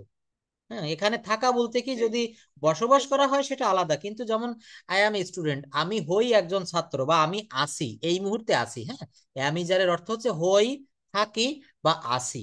আর এটার পাস্ট ফর্ম আপনি ওয়াজ এর ব্যবহার করতে পারেন, যেমন আমি একজন শিক্ষক ছিলাম, এখন অবসরে গিয়েছি, তাহলে আই ওয়াজ এ টিচার। আর যখন এটা হচ্ছে, যখন এখানে আবার ব্যাখ্যা আছে, যখন নিজে ছিলেন, মানে আমি ছিলাম। এখানে একজনকে বলা হয়েছিল যে আমার পিতার একটি কুকুর ছিল, তো বলেছিল কি যে my father was a dog. কিন্তু ও এই ব্যাখ্যাটা জানে না, ওয়াজ মানে হচ্ছে স্বয়ং ওই সাবজেক্ট যখন নিজে কোনো কিছু থাকে। যেমন আমি একজন শিক্ষক ছিলাম, আই ওয়াজ এ টিচার। ভালোভাবে ব্যাখ্যাটা শুনবেন, ক্লাসে যারা রয়েছেন দেখেন, এই কথাগুলো কিন্তু আমি খুব কমই বলা হয়। তো এটা হচ্ছে পজিটিভ ভার্বের বেলায় কিন্তু এটা লাগে। তো আমি একজন শিক্ষক ছিলাম, ওই যে আমার পিতার একটি কুকুর ছিল, তো এই স্টুডেন্ট বলেছিল my father was a dog, এর বাংলাটা গিয়ে দাঁড়ালো হচ্ছে আমার পিতা একজন কুকুর ছিলেন। অজ মানে হচ্ছে এখানে সে সাবজেক্ট, ওই যে বাবা সাবজেক্ট যেটা ও নিজে ছিল। কিন্তু কারো অধিকারে যখন কোনো কিছু থাকবে বা ছিল, থেকে ছিল, তখন হ্যাভ মানে হচ্ছে থাকা, হ্যাভ হ্যাজ, এর V2 বা V3টা ব্যবহার করতে হবে। যেমন আমার পিতার একটা কুকুর ছিল, my father had a dog, my father had a dog. যেমন পজিটিভ ভার্বটা দেখেন, রাজু ভাই ভালোভাবে শুনছেন তো? ক্লাসটা সবাই শুনবেন আজকে। এগুলো কিন্তু গ্রামার এটা সব জায়গায় পাবেন না, এগুলো অনেক ইয়ে করে। তো এখানে আরেকটা ব্যাখ্যা দেই, যে একজনকে বলা হয়েছিল যে আমি তোমাকে খাওয়াই, বা আমি তাকে খাওয়াই। আমি নিজে খাই তখন তো হবে আই ইট, আমি ভাত খাই, আই ইট রাইস। হ্যাঁ, তো তার কাছে বলা হয়েছিল যে ক্লাসে স্যার বলছে একজন স্টুডেন্টের কাছে, বলো তো আমি তোমাকে খাওয়াই। তো তখন স্টুডেন্ট বলেছে যে I eat you, I eat you, এর বাংলাটা গিয়ে কি দাঁড়ালো? আমি তোমাকে খাই, আমি তোমাকে খাই। হ্যাঁ, তো এইটা তো আসলে একটা মস্ত বড় ভুল, অর্থাৎ ওই স্টুডেন্টের কোয়াজেটিভ ভার্ব, প্রযোজক ক্রিয়া সম্পর্কে বিন্দুমাত্র ধারণা নাই। আমি নিজে খাই তখন হবে ইট, আই ইট, আমি খাই। কিন্তু যখন বললাম আমি তোমাকে খাওয়াই, তখন এখানে ইট ভার্বের একটা ডিরেক্ট, হ্যাঁ, ইট ভার্বের একটা ডিরেক্ট কোয়াজেটিভ রয়েছে, ইট, খাওয়া, আর ফিড মানে খাওয়ানো, ফেড যেটাকে বলে। তাহলে আই ফেড ইউ, আমি তোমাকে খাওয়াই। হুম তো এই জায়গাটা যদি না জানা থাকে, এবং এই ধরনের কোশ্চেন গুলা বিভিন্ন ভাইবা বোর্ডে বা বিভিন্ন উপস্থিত বুদ্ধি যেখানে প্রয়োগ করতে হয়, সেই সব জায়গায় এগুলা কিন্তু বলা হয়, এই প্রশ্নগুলো জিজ্ঞাসা করা হয়। হুম বলো। হুম হুম হুম হুম চিন্তা করি হুম যে ছিল, হুম সে ছিল, থাকবে। হুম সে মানে হ্যাভ, ছিল মানে হ্যাভ, থাকবে মানে উইল হ্যাভ। হুম এভাবে চিন্তা করলে তো স্যার আর কোনো ঝামেলা থাকে না, একদম পাকা। মোটামুটি পাকা। ঝামেলা পাইছে। না, তবে ওয়াজওয়ার লাগবে সব জায়গায়, আবার হ্যাজ হ্যাভ দিয়ে হয় না। আমি ওই ক্লাসটা আজকেও দেখাতে চাচ্ছিলাম, কিন্তু যেহেতু আমি প্রেজেন্টেশনে চলে আসছি এই জন্য দেখাইনি। যেমন উডের একটা ব্যবহার দেখিয়েছি, এখানে শুডেরও একটা ব্যবহার। আপনি যেমন বললেন যে হ্যাভ মানে থাকা, আবার শুড হ্যাভ, বা ওখানে কি যেন বলেছেন, হ্যাভ, হ্যাজ আর হ্যাড। তো এখানে যেমন এই বাক্যগুলো, শুড মানে হচ্ছে উচিত, যেমন আই শুড গো নাও, আমার এখন যাওয়া উচিত। আবার শুড বি মানে হচ্ছে থাকা উচিত, যেমন Mina should be at home now, মিনার এখন বাড়িতে থাকা উচিত। তাহলে এই শুড মানে দেখেন উচিত, আবার এই শুড বি মানে হচ্ছে থাকা উচিত। একটা জায়গায় দিলাম শুড, আরেকটা জায়গায় দিয়েছি শুড বি, থাকা উচিত। আবার আরেকটা জায়গায় দিচ্ছি subject plus should be plus ভার্বের পর আইএনজি, অর্থাৎ কোনো কাজ করতে থাকা উচিত, একটা চলমান ভাব, subject plus should be plus ভার্বের পর আইএনজি, কোনো কাজ করতে থাকা উচিত। যেমন রহিম শুড বি ইটিং নাও, রহিমের এখন খেতে থাকা উচিত। শিল্পী শুড বি ওয়াশিং নাও, শিল্পীর এখন দেখতে থাকা উচিত। তাহলে কোথায় শুড বি ছিল? প্রথমে ছিল শুড, তারপর ছিল শুড বি, তারপর শুড বি প্লাস ভার্বের পর আইএনজি, এরপর হয়েছে should subject plus should be plus ভার্বের ভি3। যেমন news paper should be red, এই প্যাসিভ বয়ে যে চলে এসেছি দেখেন, এর ডাইনে বায়ে কোথাও কোনো সাবজেক্ট নাই। News paper should be red, সংবাদপত্র পড়া উচিত। তারপর গার্ডেন শুড বি ওয়াটার্ড, বাগানে পানি দেওয়া উচিত। গিটার শুড বি প্লেড, এখানে কে বাজাবে, কারা বাজাবে, কোনো সাবজেক্টের উল্লেখ নাই, বলেন। হুম হুম শুড রেড, হুম এর বাংলা হচ্ছে নিউজ পেপার পড়তে, না, এখানে বলবেন পড়া পড়া উচিত, উচিত, পড়া উচিত, সংবাদপত্র পড়া উচিত। হুম হুম হুম করা উচিত হবে, হুম এভাবে বললে কি তার ভুল হবে? News paper should be red, সংবাদপত্র পড়া উচিত হবে। হ্যাঁ, এটাও একটা বাক্য ব্যাখ্যা হয়, কিন্তু এখানে যদি আর একটু বলতেন যে তোমার সংবাদপত্র পড়া উচিত, তাহলে you should read the newspaper. হ্যাঁ, ইউ শুড, হ্যাঁ ইউ শুড, যখন আপনি সাবজেক্ট দিবেন তখন কিন্তু আবার বি দেওয়া যাবে না। যেমন তোমার সংবাদপত্র পড়া উচিত, you should read newspaper. হ্যাঁ, কিন্তু যখন শুধু এতটুকু বলবেন প্লিজ, যখন এতটুকু বলবেন সংবাদপত্র পড়া উচিত, আপনার সাবজেক্ট থাকলো না, সাবজেক্ট নিষ্ক্রিয়, তখন আপনাকে শুডের সঙ্গে বি ব্যবহার করতে হবে, শুড বি। যেমন এই যে বলছে গার্ডেন শুড বি ওয়াটার্ড, এখানে দেখেন কোনো সাবজেক্ট নেই, কিন্তু আপনি যদি বলতেন যে তোমার উচিত বাগানে পানি দেওয়া, you should water in your garden, এখানে ওয়াটার কিন্তু ভার্ব হয়ে গেল। মনে রাখবেন, ওয়াটার মানে নাউনও হয়, আবার ওয়াটার ভার্বও হয়। রুম শুড বি মপড, রুম মোছা উচিত। আর যদি বলেন তোমার রুম মোছা উচিত, তাহলে you should mop the room বা you should mop your room. একটা জায়গায় সাবজেক্ট ছাড়া, আর একটা জায়গায় সাবজেক্ট সহ, এই দুইটা হচ্ছে পার্থক্য। তোমার সংবাদপত্র পড়া উচিত, you should read newspaper. আর সংবাদপত্র পড়া উচিত, newspaper should be read. মাছ বিক্রয় করা হয় প্যাসিভ মুডে, ফিশ ইজ সোল্ড, জমি বিক্রি করা হয়, চাউল বিক্রি করা হয়, কে করে? সাবজেক্ট যখন নিষ্ক্রিয় তখন ভার্বের ভি3 যোগ করে প্যাসিভের যে রুলটা রয়েছে সেইভাবে করব। এটা বিস্তারিত প্যাসিভে আলোচনা করব। তো যাই হোক, দেখেন আমরা ছিলাম কোথায়, আবার এখানে চলে আসছি, আমরা জায়গাতে ফিরে যাই। ইংলিশটা এমনই, দেখছেন চেইন সিস্টেম। হ্যাঁ হ্যাঁ কেন ব্যবহার করতেছি আমরা আজকে, তো এটার ব্যবহার সম্পর্কে আমাদের যে সম্যক এবং অ্যাডভান্স ধারণা, এটা তো অর্জন করতে হবে। আর আমরা তো মনে মনে চিন্তা করি যে এটা এটা হইলো, এটা হইলো না কেন, কিন্তু এটার আহ, তাৎক্ষণিক সমাধান হয়তো স্যার আপনার নোট দিলে অনেক সময় দেখতে পারেন বা দেখতে পারেন না, কিন্তু আজকে ক্লাসে আলোচনাতে হ্যাঁ, মানে বিষয়গুলো একদম ক্লিয়ার হয়ে গেল। অনেক ধন্যবাদ, অনেক ধন্যবাদ। তবে আপনাকে অছিলা করে বলতে চাই, এখানে ক্লাসে যারাই রয়েছেন, শ্যামল বাবু যে একা প্রশ্ন করবে তা না, কারো কোনো প্রশ্ন থাকলে রাজু ভাইয়া করবেন, মিতা আপা, নুরি, সবাই প্রশ্ন করবেন। এবং আজকের ক্লাসটা অনেক ইফেক্টিভ হলো। আর এখন আমি থাকছি, কেটে দিচ্ছি না, তবে এইভাবে প্রশ্ন করবেন। হ্যাঁ, আর আরেকটা জিনিস দেখেন, সব দিন মানুষের মন মাইন্ড বা যেটা এনভায়রনমেন্টও সমান থাকে না। আজকের মানে আমার কি জানি মনে হলো এইভাবেই পড়াই, আসলে এটা খুব ভালো হলো। এইভাবেই আগামী দিনগুলোতে চলবে। এবং টেন্সের যে ব্যাপারটা, আমরা এই টেন্সটা, বাংলাটা কোন টেন্সে আছে এইভাবে বলে তারপর ইংলিশটা বলবো। আর আসলে সত্যি আজকের ক্লাসটা আমারও অনেক ভালো লাগছে। দেখবেন ক্রিকেট প্লেয়াররা কেউ কেউ কিন্তু 2 রানে আউট হয়ে যায়, 1 রানে আউট হয়ে যায়, আবার 100 রানও করে বসে, সেঞ্চুরি করে, তাই না? ক্লাসটাও কিন্তু ঠিক তদ্রূপ। সব দিন সমান ভালো ক্লাস বা সব দিন যে খারাপ হয় তা না। তো আজকের ক্লাসটা আসলে সবারই খুব ভালো লাগছে। তো আমরা এখানে অনেক সময় নিয়ে ফেললাম। এখন রাজু ভাইয়া বলছিলেন, আপনি এখান থেকে আবার বলে যাবেন, আপনি 9 থেকে বলবেন, মা কি রান্না করছিল না?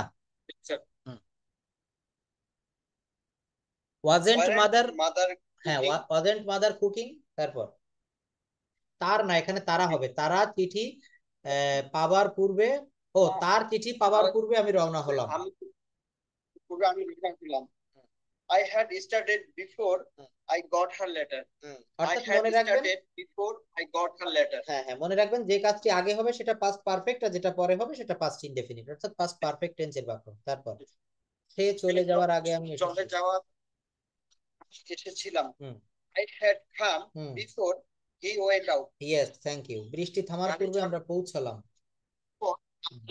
পৌঁছালাম। হুম Had reached before the rain stopped. তুমি প্লেটটি ভেঙেছো। Before ঠিক আছে, বলেন। তুমি প্লেটটি ভেঙেছো। You have broken the plate. Yes, আর যদি বলা হয় তুমি প্লেটটি ভাঙোনি,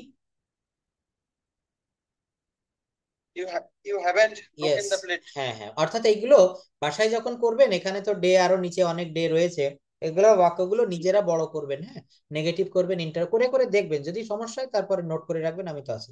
বাবা টাকা পাঠিয়েছে। Father has sent the money. Runa একটি গান গেয়েছে। Runa had singing a song. Singing না, রুনা হ্যাজ সিং স্যাং সাং, হ্যাঁ সিং এর ভিতরে হচ্ছে সাং, সিং স্যাং সাং, এটা মনে রাখবেন। দেখেন আমি এটা আজকে একটু সামনে নিয়ে এসেছিলাম, এটা সবাই আবারও আমি এটা দিব, এই ভার্ব ফর্ম গুলা মুখস্থ করবেন, তাহলে এই জায়গাতে আমাদের আর আটকে থাকতে হবে না যে রুনা একটি গান গেয়েছে বা গাহিয়াছে, তখন এখানে দেখেন আছে সিং, SING, নিচে কোথায় আছে সিং, এর ভিটু হচ্ছে স্যাং, আর ভিতরি হচ্ছে সাং, সিং স্যাং সাং। এটা একটু সবাই কম বেশি একটু বাসায় পড়বেন, প্র্যাকটিস করবেন এগুলো। আচ্ছা তারপরে বলেন, তুমি ভুল করেছো। You have a mistake. অথবা ইউ মা হ্যাভ খাবার ডান এ মিস্টেক, হ্যাঁ তারপর মা খাবার রান্না করেছে। Mother has cooked food. Food, হ্যাঁ বালিকাটি একটি ছবি এঁকেছে। The girl has drawn a picture. হুম আমরা স্টেশনে পৌঁছেছিলাম। হুম We have reached the station. হুম সে ভাত খেয়েছে। He has eaten rice. He has eaten rice. তারপর আমি কাজটি করেছি। I have done the work. আমরা অঙ্কটা করিনি। We haven't we haven't we haven't done the sum, হ্যাঁ we haven't done the sum. done the sum. যেহেতু হ্যাভ নট দিচ্ছেন তাহলে ডান দিতে হবে, হ্যাজ হ্যাভ হ্যাড দিলে ভার্বের ভিতরে। তারপর তোমরা গোলমাল করনি। You didn't make noise. Yes, শিশুটি এখনো ঘুমোয়নি। The baby had not slept yet. Yet, হ্যাঁ ইয়েস। আচ্ছা যাই হোক, অনেকগুলো বলেছেন, আর কেউ কি কিছু বলবেন? মিতা আপা আজকে একটু বলতে চাচ্ছে না, নুরি আপনি কি বলবেন? আমি এখন আরো একটা রুল একটু দেখাতে চাচ্ছিলাম, আমরা সেটা একটু দেখাইনি, তারপর সময়টা থাকলে এখানে আমি আসবো। এই যে প্যাসেজের ইয়েটা, প্যাসেজ ট্রান্সলেশন, হ্যাঁ বলেন বলেন বলেন। প্রশ্নটা হচ্ছে আমাদের যে B2 এবং B3 ফর্মটা মুখস্থ করার তো একটা বিষয় বললেন, হ্যাঁ হ্যাঁ এগুলো কোনোভাবেই সম্ভব না? কোনো রুলস আছে কিনা রুট ফর্মের সাথে কোনো গ্রামার আছে কিনা রুট ফর্মের সাথে এটা যোগ করলে B2 B3 হবে, আচ্ছা এরকম করলে এরকম কোনো দেখেন, রুল আছে কিনা? আমরাও কিন্তু এই পর্যায়টা পার করে আসছি। ভালো একটা প্রশ্ন। তো আসলে এখানে হয় কি, এই ওয়ার্ড গুলা মুখস্থ করার ক্ষেত্রে এখানে কোনো অঙ্কের যেমন সূত্র থাকে, এখানে কোনো সূত্র থাকে না, নাম্বার ওয়ান। তো আরেকটা কথা হচ্ছে যে এই ইয়াগুলো যদি মুখস্থ করতে চান, এখানে একটা সহজ পথ থাকে। যেমন এখানে আমি একটা আননোন একটা ওয়ার্ড যদি নিয়ে আসি, মনে করেন বিল্ড, BUILD, এটা আপনি জানেন না, ধরে নিলাম আপনি জানেন না, তো আপনি মুখস্থ করলেন বিল্ড মানে নির্মাণ করা, বিল্ট BUILT নির্মাণ করেছিল, আর হ্যাঁ আর BUILT বিল্ট মানে নির্মাণ করিয়াছে। তো এইখানে এইটা আপনি এখন পড়বেন build, built, sleep, slept, sell, sold, teach, taught, এইগুলা মুখস্থ করে এখন ঘুম পড়বেন, সকালে উঠে দেখবেন এর দুইটা মনে আছে আর তিনটা মনে নাই, এমনটি কিন্তু হয়। হ্যাঁ এটা সবারই একটা রোগ, সব স্টুডেন্টদের, আমারও। তো এইটা দিয়ে মানে এই পাঁচটা, এখানে চারটা রয়েছে, এই চারটাই যদি মনে রাখতে হয়, এখানে একটা সহজ সূত্র হচ্ছে আপনাকে একটু সময় দিতে হবে। কিভাবে দিবেন সময়টা? এই বিল্ড দিয়ে একটা বাক্য রচনা করবেন খাতায়, বিল্ড দিয়ে একটা করবেন, আবার এই ভিতরি বিল্ড দিয়ে একটা করবেন। তিনটা বাক্য যখন আপনি করবেন, যদি সম্ভব হয় তিনটার বাংলাও আপনি লিখবেন, তাহলে একটা দিয়ে তিনটা বাক্য হলো, এখানে চারটা ভার্ব রয়েছে, 3 এ 4 12টা বাক্য হবে। এই 12টা ভার্ব ফর্ম দিয়ে 12টা বাক্য করলে দেখবেন ওই যে খাতায় লিখলেন মানে ওইটা আপনার মনের খাতায় এক প্রকারের লেখা হয়ে গেল। আরেকটা বিষয় হচ্ছে দেখবেন ভার্ব ফর্ম গুলা অধিকাংশ কিন্তু আপনার জানা। এইখানের কথা বলি, catch caught caught, feel fell felt, field feel felt felt, break broke broken, build build build, sleep slept slept, sell sold sold, teach taught taught. আমি মনে করি এখানে এইগুলো সব কটাই আপনার আমাদের সবারই জানা, তাই না? তো দেখবেন অজানা ভার্ব কিন্তু খুব কমই আছে। যখন ওই যে আননোন মানে কিছু স্পেশাল শিট দেয়, এগুলো তো অনেক আগে দিয়েছি, এগুলো আপনাদের জানা এখানে খুব সহজ ভার্ব ফর্ম। তো এই অজানা বা আননোন বা কঠিন ভার্ব ফর্ম গুলো যখন আসবে তখন ওইগুলো একটু লিখবেন খাতায় কষ্ট করে, সময় ব্যয় করে, দেখবেন অতি সহজে মনে থাকবে। এছাড়া এই ভার্ব ফর্ম মুখস্থ করার তেমন কোনো সঠিক ওয়ে থাকে না। আপনি মুখস্থ করবেন, সকালে আবার ভুলে যাবেন, সকালে মুখস্থ করবেন, বিকেলে ভুলে যাবেন, কিন্তু লিখলে ওই একবার লিখলে 10 বার পড়ার থেকে বেশি কাজে দেয়। এইভাবে একটু কয়েকটা দিন করেন, তারপর রেজাল্ট আমাকে জানাবেন। আচ্ছা, আমি ক্লাস তো অনেক হয়ে গেল, আমি এখন এই স্পোকেন। হ্যাঁ বলেন বলেন বলেন। হ্যাঁ বলেন, সমস্যা নেই। আমাদের ক্ষেত্রে পরীক্ষা হুম হুম পরীক্ষা নেন শুধু গ্রামারের, সেটা রিভার, হুম। Auxiliary verb, am is are was আর, main verb, do verb, have verb, তারপরে মডাল, সেমি মডাল, আর একটা হলো তারপরে তো মানে আচ্ছা ঠিক এটার আছে, উপর একটা অর্থাৎ পরীক্ষা আমি নেন। বুঝে নিলাম আপনার প্রশ্নটা, অর্থাৎ শুধু ভার্বের উপর আমি একটা পরীক্ষা নেই। হ্যাঁ, মডাল ভার্ব, বি জি sir. Verb, do verb, have verb, semi modal verb, তারপরে গেট ভার্ব, লেট ভার্ব, অর্থাৎ যত ভার্ব আমি পড়িয়েছি এর উপরে একটা এক্সাম নিব, তাই তো? জি স্যার। আচ্ছা, তাহলে এটা আমাকে একটু সময় দেন, আমি কোশ্চেনটা রেডি করি। আমি এই সপ্তাহে হবে না, আগামী মানে শনি রবিবারের দিকে নিব। শুক্রবারে তো হবে না, শনিবার এটারে আপনাদের ক্লাস থাকে, ওই দিন নিব। যাই হোক, আমি নোট, হ্যাঁ নোট করে রাখবো। হ্যাঁ, ওইটা আমি প্রশ্ন পাঠিয়ে দিব, আপনারা সঙ্গে সঙ্গে বলবেন। আর যদি লেট করেন, মনে করেন আজকে প্রশ্ন দিলাম, কালকে হয়তো আপনারা তার অ্যান্সারটা দিবেন, এটা হলে অনেকটা সমস্যা হয়। যেমন হয়তো আমরা অনেক জায়গা থেকে সাহায্য নিতে পারি, হ্যাঁ, বা অনেকে সাহায্য নাইবা নিলাম, কিন্তু এটা ইনস্ট্যান্ট পরীক্ষা হবে। আমি এখানে সামনে প্রশ্নটা রেডি করে আপনাদের এই স্ক্রিনে রাখবো, আপনারা এখান থেকে বলবেন। এক একজন করে বলবেন, যখন আপনি বলবেন অন্য কেউ বলবে না। আপনি না পারলে পাস করে দিলে তখন অন্যরা বলবে। এভাবে পরীক্ষাটা হবে, খুব ভালো হবে জি পরীক্ষা। স্যার। যাই হোক, দেখেন এখানে আমরা কয়েকটা রুল একটু পড়ে ফেলি। হাউ এলস এর একটা ব্যবহার। হাউ এলস হচ্ছে, এর ব্যবহারটা হয় আর কিভাবে। যেমন আর কিভাবে আমি তোমায় ভালোবাসবো, প্রথমে হাউ এলস ব্যবহার করতে হবে। যেহেতু ভালোবাসবো ফিউচার টেন্স, এখানে ফিউচারের যে গঠন সেইভাবেই করতে হবে। How else will I love you. আর কিভাবে আমি তোমায় বলবো, how else will I tell you. আর কিভাবে আমি তোমায় বুঝবো, how else will I make you understand.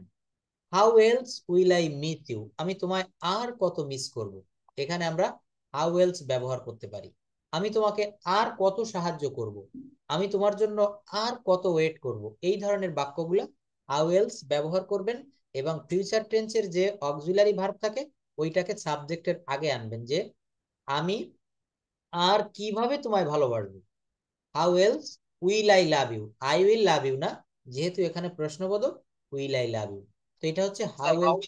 রুলটা কি শুধু কন্টিনিউয়াস ফিউচার ইনডিফিনিটে ব্যবহৃত হবে স্যার? হ্যাঁ, বেশিরভাগ ক্ষেত্রে ফিউচার ইনডেফিনিটই হবে। আচ্ছা, তারপর দ্যাটস হোয়াই, এ কারণেই। দ্যাটস হোয়াই প্রথমে ব্যবহার করবেন, তারপর সাবজেক্ট দিতে হবে, তারপর ভার্ব দিতে হবে, তারপর এক্সটেনশন। দ্যাটস হোয়াই, এ কারণেই। যেমন এ কারণেই সে বাজারে গিয়েছে। আপনি বলছেন যে বাসায় চাউল ফুরিয়ে গেছে, তো চাউল আনার জন্য সে বাজারে গিয়েছে, that's why. That's why he went to market. এ কারণেই আমি সর্বদা অন্যকে সাহায্য করার চেষ্টা করি, that's why I try to help others. এ কারণেই তুমি বুঝতে ব্যর্থ হও, that's why you fail. That's why you fail.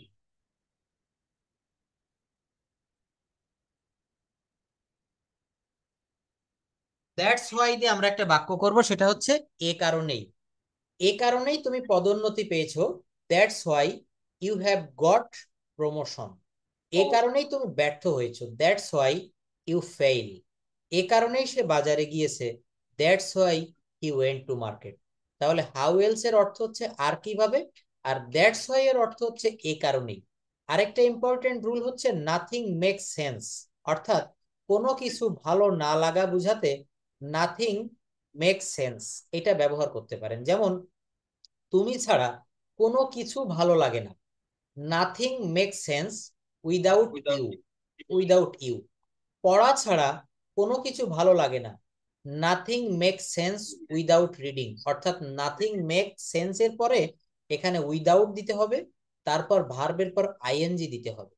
ঘুমোনো ছাড়া আমার আর কিচ্ছু ভালো লাগে না, বা ঘুমোনো ছাড়া কিছু ভালো লাগে না, nothing make sense without sleeping, nothing make sense without sleeping, nothing make sense without reading.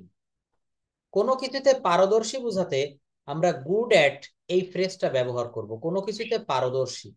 যেমন সে ইংরেজিতে পারদর্শী, he is good at English, he is good at mathematics, he is good at economics.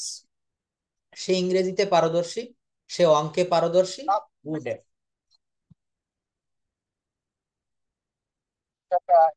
সবগুলো দেখলাম খারাপ। হ্যাঁ তারা তারা ভাবছি আমি ব্যবহার করতে পারি না। যেমন আমার ভালো লাগে না খাওয়া দাওয়া। না তবে উইদাউট ইট, হ্যাঁ উইদাউট ইট, হ্যাঁ আই ডোন্ট লাইক উইদাউট, কিন্তু এখানে এই যে স্ট্রাকচারটা, এই স্ট্রাকচারে অর্থাৎ নাথিং মেক সেন্সটা ব্যবহার করব। যেমন তুমি ছাড়া আমার কোনো কিছু ভালো লাগে না, পড়া ছাড়া ভালো লাগে না, ঘুমানো ছাড়া ভালো লাগে না, এই ধরনের ক্ষেত্রে আমরা এই নাথিং মেক সেন্সটা ব্যবহার করব। Nothing make sense without you, তোমাকে ছাড়া আমার ভালো লাগে না। Nothing make sense without reading, পড়া ছাড়া ভালো লাগে না। Nothing make sense without sleeping, অর্থাৎ ঘুমাতে ছাড়া আর কিছু ভালো লাগে না। এই ক্ষেত্রে এটা ব্যবহার করব। হ্যাঁ হ্যাঁ, কোনো কিছু ভালো লাগে না বললে তখন নাথিং মেক সেন্স, এই তিনটা ওয়ার্ড ব্যবহার করে উইদাউট দিবেন, তারপর পারলে ভার্বের পর আইএন। কোনো কিছু করতে পারদর্শী বা দক্ষ অর্থে আমরা গুড অ্যাট ব্যবহার করবো। সে ইংরেজিতে পারদর্শী, he is good at English. আমি সাঁতার কাটায় দক্ষ, দক্ষ ছিলাম, তখন এখানে ইজের পরিবর্তে যেহেতু past tense, I was good at swimming. আপনি আপনার কলিগ বা ফ্রেন্ডকে বলছেন আমি স্টুডেন্ট লাইফে খুব ভালো সাঁতারু ছিলাম, আমি সাঁতার কাটায় দক্ষ ছিলাম, I was good at swimming. সে ইংরেজিতে কথা বলায় পারদর্শী, he is good at speaking English, he is good at speaking English. তো দেখেন এই চারটা রুল বললাম। একটু পর আরেকটা ক্লাস রয়েছে, আজকের ক্লাসটা হয়তো সবার ভালো লেগেছে। আগামী দিন আগামী ক্লাসে আবার কথা হবে। আর আমি ওই ভার্বের যে পরীক্ষার কথাটা বলেছেন ওইটা আমি মাথায় রাখলাম, আগামী শনিবার বা সোমবার দিন পরীক্ষাটা